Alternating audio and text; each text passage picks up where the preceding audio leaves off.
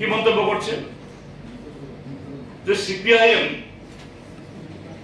একতরফা আমাদের দেশের সমস্ত পারমাণবিক শক্তি ধ্বংস করে দিতে চায়। সিপিআইএম যে আমাদের দেশের মিলিটারি ব্যবস্থা উঠিয়ে দিতে চায়। সিপিআইএম এই দেশের জনগণের নিরাপত্তার চাইতে পাকিস্তান এবং জনগণের এই চীনের নিরাপত্তা সম্পর্কে বেশি বেশি করে তাদের ইস্তাহার লেখা আছে। আমি আপনাদেরকে কপি দিয়েছি এবং এই কপি শুধু আপনাদের কাছে না, এটা আমাদের আজ থেকে দিন 10 আগে আমাদের জেনারেল সেক্রেটারি এবং আরো 3 জন পলিট ব্যুরো মেম্বার দিল্লিতে সাংবাদিক সম্মেলন করে প্রকাশ করেছেন, ইন্টারনেটে, পত্র পত্রিকাতে, সর্বত্র এটা পাবলিক ডোমেইনে আছে। এবং আমাদের এই ইস্তেহার ইতিমধ্যেই দেশের যে শুধু রাজনৈতিক দল যারা তারা করেন না, এই দেশের যারা অর্থনীতিবিদ, এই দেশের এই সামাজিক প্রতিরক্ষা এসব নিয়ে যারা কথাবার্তা বলেন, ইতিমধ্যেই আমাদের এই ইস্তেহার সম্পর্কে ভবিষ্যৎ প্রশংসা করেছে। আমরা সিপিআইএম দল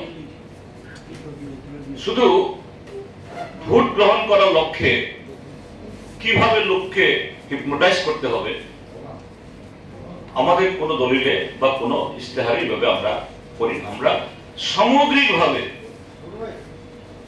দেশের অর্থনীতি এবং সেই অর্থনীতির তার বিভিন্ন দিক আর আমাদের দেশের যে নিরাপত্তা ব্যবস্থা, শিক্ষা ব্যবস্থা সবটা মিলিয়ে আমাদের বক্তব্যের অবস্থান আমরা করি যে আমরা ভারতের কমিউনিস্ট পার্টি মার্ক্সবাদী, আমরা তো মানে নিজেরা সরকার করবো এরকম অবস্থার মধ্যে আমরা নই। আমরা চাই একটা ধর্মনিরপেক্ষ এবং বিকল্প, আজকের বিজেপির বিরোধী বা তার বিকল্প একটা সরকার, এবং সেই সরকারকে তার বাইরে থেকে সমর্থন করার মধ্য দিয়ে আমরা শিক্ষা সম্পর্কে, অর্থনীতি সম্পর্কে, স্বাস্থ্য সম্পর্কে, দেশের নিরাপত্তা সম্পর্কে কিভাবে আমরা তাকে বাধ্য করাবো বা তাকে চাপ দেব বা সহযোগিতা করব, আমরা সেভাবেই আমরা বলি। এবং তার উদাহরণ আছে ভরি ভরি। এই রাজ্যে যখন এই ইউপিএ সরকার হয়েছিল ডক্টর মনমোহন সিং নেতৃত্বে, আমরা বাইরে ছিলাম, 62 জন এমপি থাকার পর আমরা মন্ত্রিসভায় যোগদান করিনি। কিন্তু যে কমন মিনিমাম প্রোগ্রাম রচনা করার মধ্য দিয়ে দেশের স্বাধীনতার পর সর্বপ্রথম যুগান্তকারী কয়েকটি আইন প্রণীত হয়েছে। এখনো সেই আইন আছে, মোদী সরকার নানাভাবে চেষ্টা করছে সেই আইনকে ভাঙার জন্য, ক্ষতবিক্ষত করার জন্য, এখনো পারেনি। সেগুলা কি? 100 দিনের কাজের গ্যারান্টি, রাইট টু ইনফরমেশন। আপনারা যারা এই মিডিয়া জগতে আছেন, আপনাদের সবচেয়ে বড় হাতিয়ার, কিন্তু সেই হাতিয়ারটাকে বোঝা করে দিচ্ছে ফরেস্ট রাইট অ্যাক্ট। বামপন্থীরা যদি সেদিন বাইরে থেকে সমর্থন না করত বা বামপন্থীদের উপর নির্ভরশীল না হতো, এই আইনগুলি হতো না। এবং 2004 থেকে 2009 সাল অব্দি প্রথম ইউপিএ সরকার, সেই সময়তেই এই যে 2008 সালের বিশ্বমন্দা হয়েছিল, আমেরিকা, ইউরোপ ধসে গিয়েছিল, কিন্তু ভারত তার সেই অবস্থার মধ্যেও ইউরোপ এবং আমেরিকা থেকে আমাদের অর্থনীতি আরো দুর্বল হওয়া সত্ত্বেও আমাদের দেশে সরাসরি তার আঁচ লাগেনি, আঁচ লাগতে পারেনি। কেন? কারণ বামপন্থীরা, ডক্টর মনমোহন সিং সরকার, তাকে আমাদের দেশের রাষ্ট্রায়ত্ত ব্যাংক বা রাষ্ট্রায়ত্ত এই যে বিমা, এগুলাকে বেসরকারি করতে দিই। ভারত বেঁচে গেছে বামপন্থীদের জন্য। কিন্তু বিপ্লব কুমার দেব বলছেন, বিজেপি দলে শিক্ষিত লোক নিয়ে কথা বলছি না, বিপ্লব দেব অশিক্ষিত কথাও বলবো না, নিশ্চয়ই বিএ পাস সার্টিফিকেট এফিডেভিটে জমা দিয়েছেন, কিন্তু একটা মুখ্যমন্ত্রীর পদে আসীন ছিলেন 4টা বছর, এখন রাজ্যসভার সদস্য। এই জাতীয় যে মূর্খের মতো কথা বলে কি করে? আসল কথাটা হলো ভারতীয় জনতা পার্টিকে পরিচালনা করে আরএসএস। এই আরএসএস এর কাছে যারা দীক্ষিত হয়, এদের কাছে শুধু হিংসা ছাড়া সংকীর্ণ দেশের অর্থনীতি হোক বা শিক্ষা হোক, ওই অন্ধভক্ত তৈরি করা ছাড়া আরএসএস এর কারখানায় আর কিছু তৈরি হয় না। তাদের প্রধানমন্ত্রী যেমন নরেন্দ্র মোদী বলেন 2 দিনে একটা এইমস তৈরি হচ্ছে, 3 দিনে একটা আইএম তৈরি হচ্ছে, 4 দিনে একটা আইআইটি তৈরি হচ্ছে। তো এরকম ভাবেই এই বিজেপি দলে এমএ পাস বিএ পাস ছেলে মেয়ে নেই, কথা বলছি না, কিন্তু সব এই হোয়াটসঅ্যাপ ইউনিভার্সিটিতে তারা সে তথ্য নিয়ে এগুলি তারা বক্তৃতা করেন। বিপ্লব দেবও সেই হোয়াটসঅ্যাপ ইউনিভার্সিটির এক মানে যোগ্য একজন ব্যক্তি, সেভাবেই মুখ্যমন্ত্রী হয়েছেন এবং তিনি আবার 4.5 বছর আরো মেয়াদ থাকা সত্ত্বেও তাকে আবার মানে লোকসভাতে আনার চেষ্টা করা হচ্ছে। প্রার্থীদের বিরুদ্ধে আমরা ব্যক্তিগত বলি না, কিন্তু ত্রিপুরাজ্যের রাজনৈতিক সংস্কৃতিতে বিগত কয়েক দশকে যে কয়েকজন রাজনীতিক এখানে হিংসা, ভোটে কারচুপি এবং বিভাজনের রাজনীতি এনেছেন। এর আগে সন্তোষ মোহন দেবের এই তার কৃতিত্ব ছিল, যার নাম পড়েছিল সন্ত্রাস মোহন দেব নামে। আর তার প্রায় আরো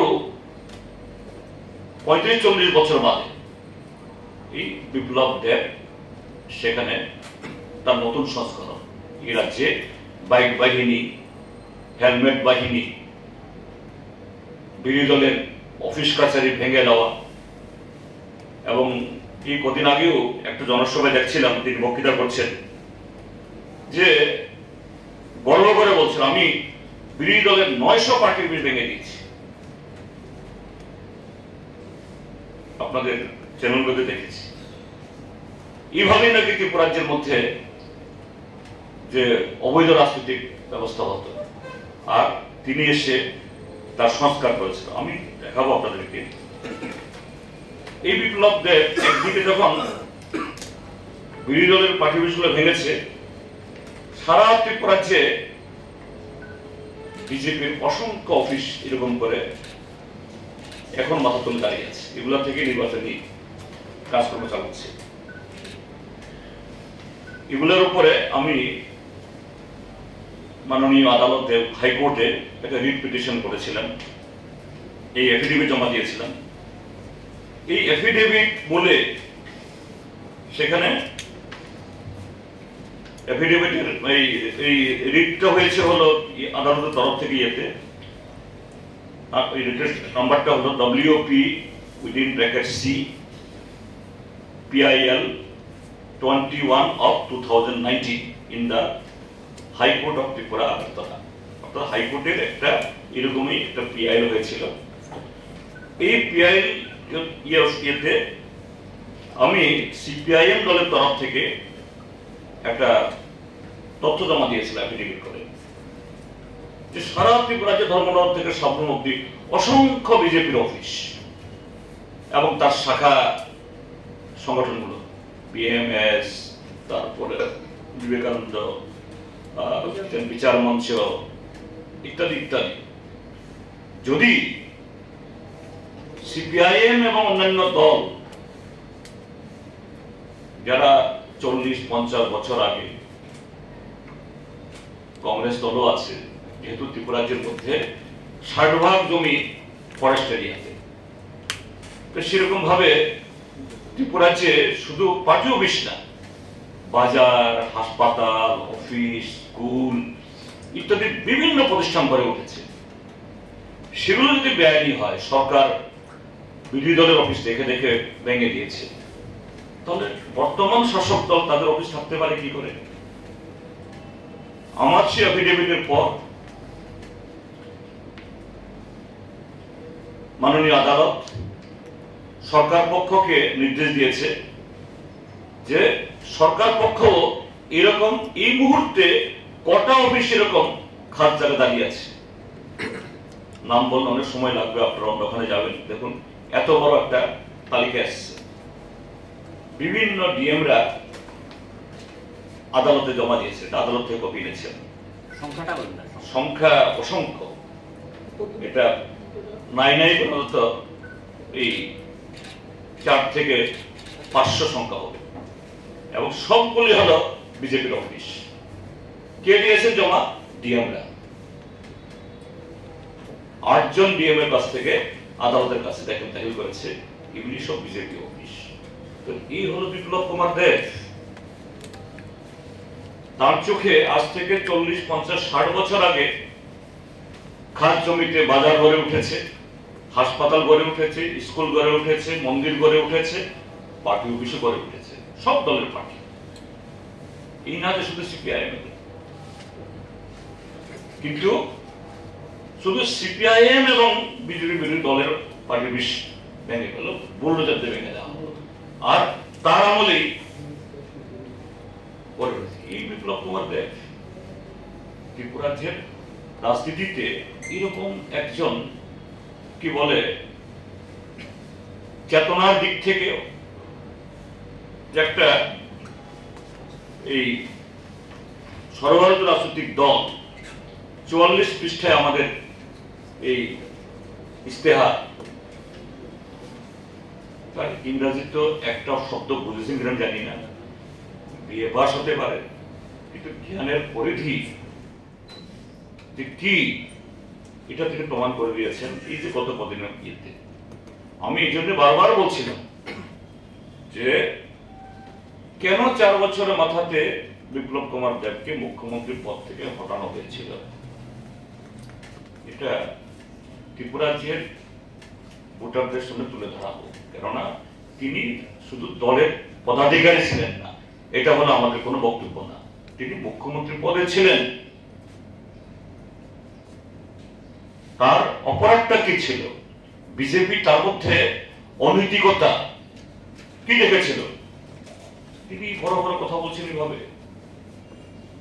এটাই হলো আমার মূল বক্তব্য, যে হোয়াটসঅ্যাপ ইউনিভার্সিটির এই সমস্ত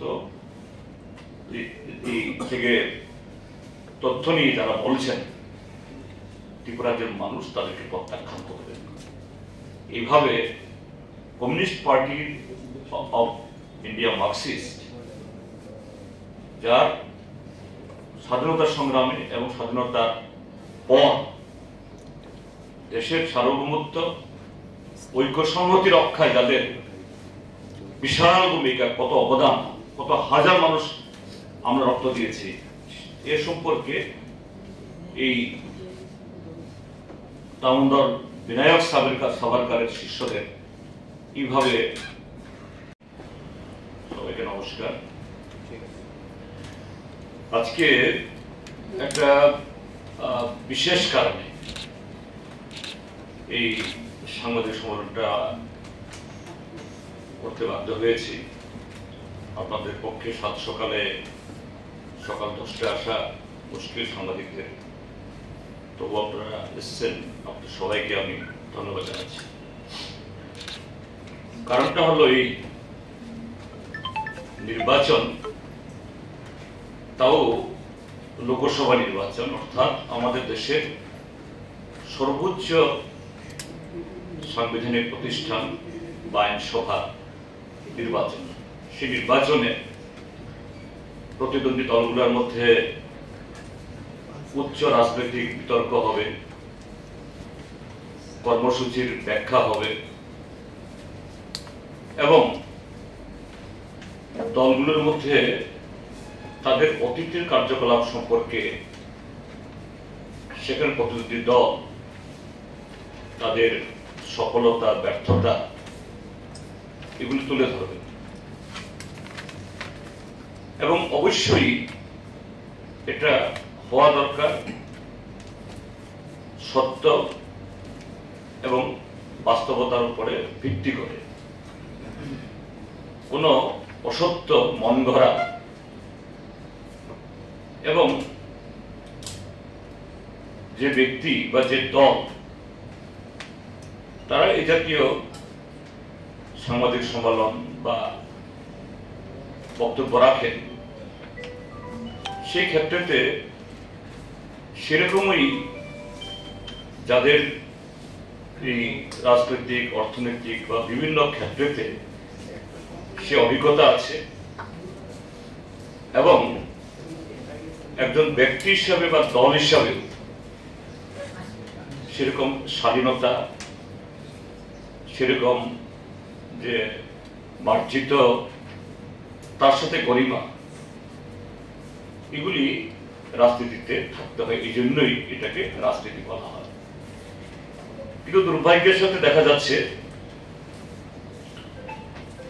আমাদের দেশে এবং রাজ্যে বর্তমান শাসক দল ভারতীয় জনতা পার্টি, তাদের অভিধানে এই গরিমা, সততা, শালীনতা এগুলি বোধহয় তারা সব বিসর্জন দিতে চাইছেন। নির্বাচন মানে হলো যে কোনোভাবেই ভোট হরণ করা, যে কোনোভাবেই জনগণকে বিভ্রান্ত করে ভোট নেওয়ার কৌশল তৈরি করে ভোটে যাতা, এটাই তাদের রাজনৈতিক সংস্কৃতি। যেমন আমাদের মাননীয় প্রধানমন্ত্রী বলছেন প্রতি 2 দিনে দেশে একটা এইমস তৈরি হচ্ছে, 3 দিনে IIM তৈরি হচ্ছে, 4 দিনে IIT তৈরি হচ্ছে। এইভাবেই তিনি খুব কচিত কদাচিৎ সংবাদ সম্মেলন করেনি না, কোনো যে পছন্দের সংবাদদাতার কাছে বা এরকম সেলিব্রিটির সামনে তিনি রাখেন, যেগুলো যে পত্রপত্রিকায় সোশ্যাল মিডিয়াতে এসেছে। সেই দলেরই একজন মানে কর্তা বা এই রাজ্যের শীর্ষ নেতা আবার এই লোকসভা কেন্দ্রে তাকে তার 4 বছরের মুখ্যমন্ত্রীত্বের কালে আনসেরিমনিয়াসলি কোন ধরনের আগাম যে সতর্কবাণী বা জনগণের সামনে সেরকম কোন ধরনের কারণ তুলে না ধরে, আমি কারণ তুলে ধরার কথাটা বলছি কারণে কেননা দলের কোনো বড় পদ থেকে সরিয়ে দেওয়া এটা দলের আভ্যন্তরীণ ব্যাপার, কেউ জিজ্ঞেস করে না। কিন্তু কেউ যদি মুখ্যমন্ত্রীত্বের পদ আসীন হন, অলঙ্কৃত করেন, মন্ত্রীর পদ অলঙ্কৃত করেন, সাংসদের পদ অলঙ্কৃত করেন, এটা পাবলিক পোস্ট, সাংবিধানিক একটা আসন, সেখান থেকে কাউকে হটিয়ে দেওয়া এটা যে কোনো দলেরই রাজনৈতিক কর্তব্য, নৈতিকতা। এরকম একজন ব্যক্তি তিনি এখন এই পশ্চিম ত্রিপুরা লোকসভা আসনের প্রার্থী। তিনি গতকাল একটা সাংবাদিক সম্মেলন করেছেন বা তার 1-2 দিন আগে থেকেই তার কিছু বক্তব্য আপনাদের মাধ্যমে পত্রপত্রিকাতে আসছে। কি বলছেন? সিপিআইএম একটা দেশদ্রোহী দল, তাদের এই দেশে থাকার কোনো নৈতিকতাই নেই। সিপিআইএম একটা ইলেকশন ম্যানিফেস্টো, নির্বাচনী ইস্তেহার প্রকাশ করেছে। তিনি কালকে আমাদের যে ইস্তেহার 44 পাতার ইস্তেহার ইংরেজিতে, তিনি এটা নেড়ে নেড়ে বলছেন কি করে একটা দল এই ইস্তেহার প্রকাশ করতে পারে, তাদের তো রাজনৈতিক দলের স্বীকৃতি বাতিল করে দেওয়া উচিত। এবং এই ইস্তাহারে নাকি যে দেশের কথা, দেশের জনগণের কথা, এগুলি কিছু লেখা নেই, শুধু পাকিস্তান এবং চীনের কথা লেখা আছে। এবং তার মধ্যে তিনি একটা পৃষ্ঠা, তার মধ্যে এটা উল্লেখ করে বলছেন যে পৃষ্ঠাতে আমরা আমাদের শুধু দেশের না, আমাদের উপমহাদেশের তার যে সিকিউরিটি, ন্যাশনাল সিকিউরিটি এবং আঞ্চলিক সিকিউরিটির কথা বলেছি আমরা। টিপ্রাসা হিনই থাংনাই বিশিদক IPFT এবং আবনি হল ত্রিপুরা মথা, ত্রিপুরা সাবনথংকা চিনি ত্রিপুরা হানি যত লোকর নথংকা। যে বিপ্লব দেব 8 জানুয়ারি 2019 बांग्लादेशी इसको हम हटाएंगे, वो विप्लव देव मेरा परम मित्र हो गया। ডিসি এলাকাতে গিয়ে বলছে, আমাদের ট্রাইবাল এলাকাতে গিয়ে, বিপ্লব দেব মেরা মিত্র, যে মিত্র তোমার লোককে গুলি করে পৃথিবী থেকে সরিয়ে চায়, আর সেই বিপ্লব দেব এখন পরম মিত্র, শুধু মিত্র না। কাজেই তিনি ত্রিপ্রাসা তাকে বকরক আপু বুঝি দি, হ্যাঁ চিনি রাজধানী বুসুক রাজধানী চেরাইব বনসং বরম দেব হাম্বা হামজাব। কিন্তু চিনি থিনাংন, চিনি সিনিমংন, চিনি হান, চিনি মান্থাইন আমতি খাই ফালেরি হই ব বিজেপি হাই দল ন হাফাঙ্গন আরব নাই তাই বাইসা দিল্লিও আবো খাইনানি বাগै যোগাযোগ খাইनाय আবনো ত্রিপুরা সরক जों मानि मानिया যে চিনি যে সেলফ রেসপেক্ট गोनां बर' सातना हामजांनाय बर' दफाना हामजांनाय बर' केवल आबनो कसी मानिया।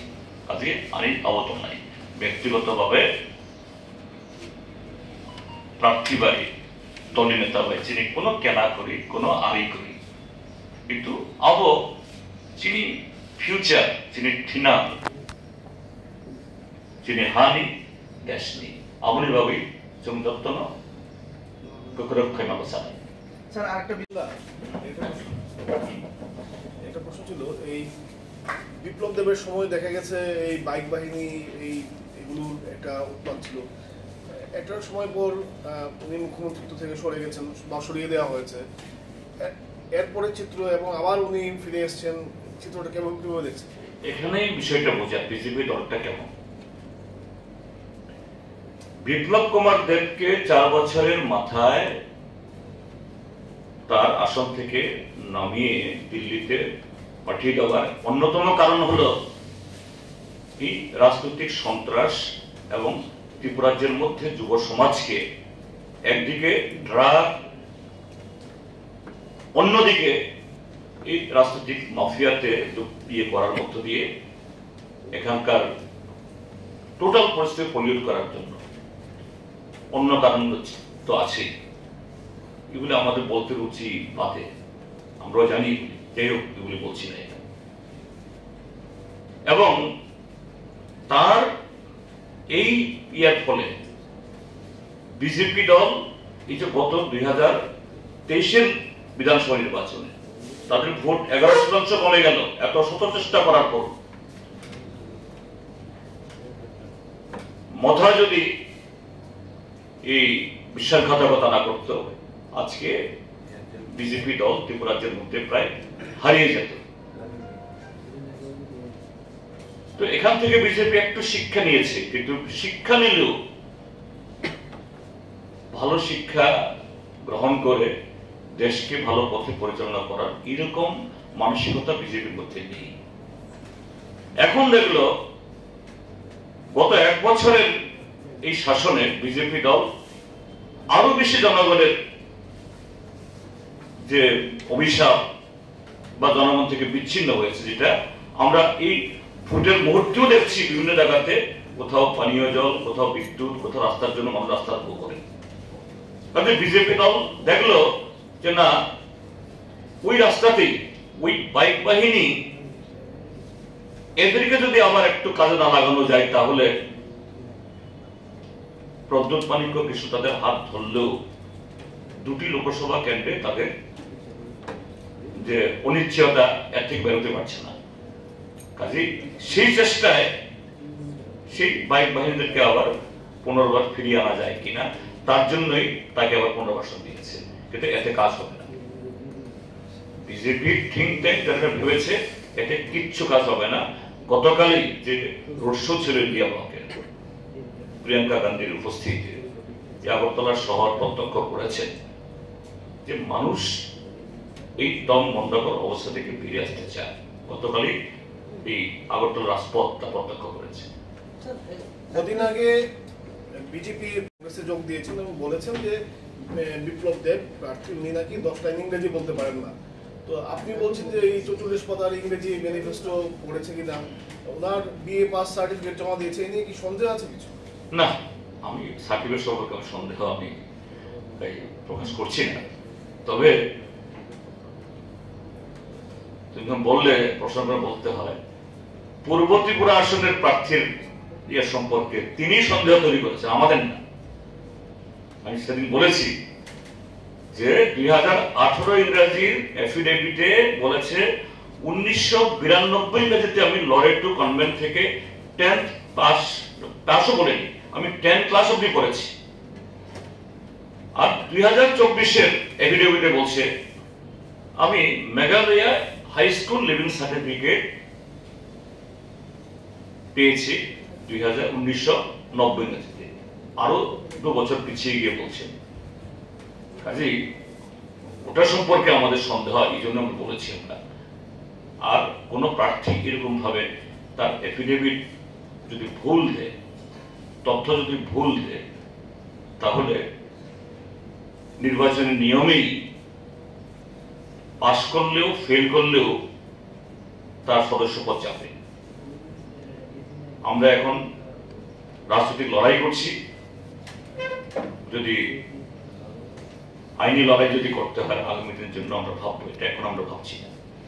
আর বিপ্লব কুমার দেব তো তার যে বক্তব্য, তার বক্তৃতার এই মুখ্যমন্ত্রী থাকাকালীন সময়েতেও যে সমস্ত বক্তব্য রেখে তিনি ওই ভারতবর্ষের রাজনৈতিক চাটুকারদের জোকারের তালিকায় পড়েছেন, ত্রিপুরা মানুষ জানেনি।